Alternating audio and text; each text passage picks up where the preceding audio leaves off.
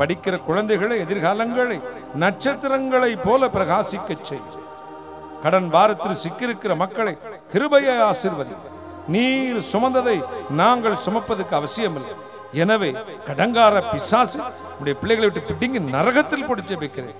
நீ சுமந்து நாங்கள் சுமக்க வேண்டிய அவசியம் இல்லை. எனவே எங்களை சம்பூர்ணமா ஆசீர்வதித்தார். நான் அப்புரோஜனமான ஊழியக்காரன். தேவரே செய்ய சொன்ன காரியத்தை மட்டும் செய்தேன். கர்த்தராகிய இயேசுவுக்கே துதி கன மகிமையை செலுத்துகிறேன். அப்பா, என் பிள்ளைகள் பெறப்பட்டு செல்லும் பொழுது சமூகம் முன்னும் பின்னும் வந்து காக்கட்டும். துறைத்தனங்களையும் அதிகாரங்களையும் உறிந்து கொண்டு வெளியரங்க கோலமாக்கி அதுமே சிலர் கர்த்தராகிய இயேசுவை நம்ம கட்டி நிர்மலமாக்க ஜெபிக்கிறேன். பிசாசுகளை கட்டி நிர்மலமாக்க ஜெபிக்கிறேன். ஆண்டவரே, நாளை நடக்கிற 4ஆம் நாள் கூட்டத்தில் கர்த்தருடைய வல்லமுள்ள வலது கரத்தை நீட்டும். கர்த்தராகிய இயேசு நாமத்தில் ஜனங்கள் ஆசீர்வாதத்தை அனுப்புகிறேன். தொடர்ந்து கர்த்தராகிய இயேசு கிறிஸ்து இரத்தத்தை மேல் பூசிக் கொள்கிறோம்.